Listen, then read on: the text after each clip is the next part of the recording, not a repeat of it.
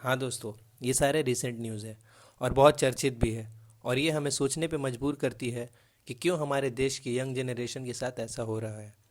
एक वक्त था जब हम ये सोचते थे कि हार्ट डिजीज़ यानी कार्डियोवास्कुलर प्रॉब्लम्स एजेड पर्सन्स की प्रॉब्लम है, लेकिन अब ये सोच पूरी बदल चुकी है। गवर्नमेंट के रिसेंट डेटा के मुताबिक 25 से 69 साल के एज ग्रुप में जितने भी लोगों की डेथ हो रही है, उनमें से 24.8% लोगों की डेथ कार्डियोवास्कुलर डिजीज़ की वजह से हो रही है, जो कि किसी और डिजीज़ के परसेंटेज से बहुत ही ज़्यादा है।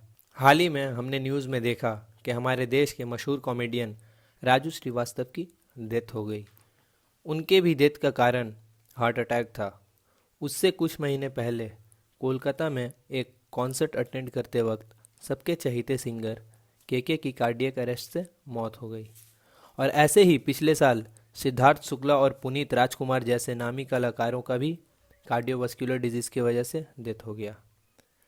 दोस्तों, ये तो बस न्यूज़ में आने वाली केसेस है, लेकिन आम लोगों की ज़िंदगी में ऐसे हज़ारों केसेस रोज़ देखने को मिलते हैं। इसलिए इसका जागरूकता फैलाना बहुत ज़रूरी है। तो दोस्तों, आज हम इस वीडियो में देखेंगे कि क्यों यंग जनरेशन में कार्डियोवास्कुलर प्रॉब्लम्स इतनी बढ़ रही है और इससे हम कैसे बच सकते हैं। हार्ट के प्रॉब्लम्स को जानने से पहले हार्ट के बारे में जानना ज़रूरी है। अगर सबसे सिंपल तरीके से बोला जाए तो हमारे बॉडी में हार्ट एक पंप हाउस की तरह है, जो आर्टरीज़ के ज़रिए पूरे बॉडी में ब्लड सप्लाई करता है। और अगर इस प्रोसेस में कुछ गड़बड़ी आ जाए तो इसे ही कार्डियोवास्कुलर डिजीज़ कहते हैं। हार्ट की 3 सबसे बड़ी और चिंताजनक डिजीज़ है हार्ट अटैक, कार्डियक अरेस्ट और कॉन्जेनिटल डिजीज़। दोस्तों, हमारे बॉडी में कोलेस्ट्रॉल बढ़ने से आर्टरीज़ के इनसाइड वॉल में वो जम जाते हैं और इससे आर्टरीज़ में ब्लड सर्कुलेशन में बाधा आती है, जिससे हार्ट अटैक की चांसेस बढ़ जाते हैं। कार्डियक अरेस्ट, हार्ट में इलेक्ट्रिकल फंक्शन की गड़बड़ी होने से दिल धड़कना बंद कर देता है और ये डिजीज़ हार्ट का सबसे ख़तरनाक डिजीज़ है, जिसमें अगर इमीडिएट ट्रीटमेंट नहीं मिले तो पेशेंट की अचानक कार्डियक डेथ भी हो सकती है। जनरली हार्ट के मसल्स में प्रॉपर ब्लड फ्लो नहीं होने से ऐसा होता है।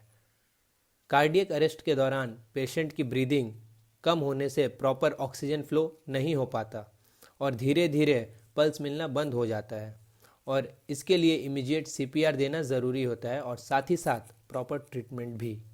कॉन्जेनिटल डिजीज़, दोस्तों, जन्म के दौरान कुछ बच्चों के हार्ट के स्ट्रक्चरल फंक्शन में प्रॉब्लम होती है, जिससे ब्लड सर्कुलेशन में दिक्कत होती है, और इस कार्डियक डिजीज़ को कहते हैं कॉन्जेनिटल हार्ट डिजीज़। इसका तो प्रॉपर रीज़न भी पता नहीं, लेकिन माना जाता है कि प्रेगनेंसी के दौरान रूबेला का इन्फेक्शन या अल्कोहल और टोबैको के सेवन से इसके चांसेस बढ़ जाते हैं। इसमें हार्ट सर्जरी और हार्ट प्लांटेशन ही एकमात्र उपाय है ठीक होने का। इंडिया में बदलता हुआ लाइफस्टाइल ही सबसे बड़ा कारण है हार्ट अटैक के इतने सारे केसेस का। देखा जाए तो इंडिया आजकल वेस्टर्न स्टाइल को अडेप्ट करने या मॉडर्नाइजेशन के चक्कर में अपने डाइट का एकदम ध्यान नहीं रखता। ज़्यादातर लोग फास्ट फूड खाना शुरू कर चुके हैं और इसी वजह से उनके बॉडी में ट्रांस फैट की क्वांटिटी बढ़ती जा रही है। ट्रांस फैट आर्टरीज़ की इनर वॉल में जम कर उसको ब्लॉक कर देता है, जिससे हार्ट अटैक की संभावनाएं बढ़ जाती है। अपने रिलेशनशिप या वर्क लाइफ में फेल होने से लोग बहुत ज़्यादा स्ट्रेस लेना शुरू कर देते हैं और साथ ही साथ स्मोकिंग और ड्रिंकिंग जैसी अनहेल्दी हैबिट्स एक्वायर कर लेते हैं, जो कार्डियोवास्कुलर डिजीज़ के रिस्क को बढ़ा देता है। ज़्यादातर cardiovascular disease young patients, corporates और आईटी एम्प्लॉयज़ जो यूएस के क्लाइंट्स के साथ काम करते हैं उन्हें ही होता है।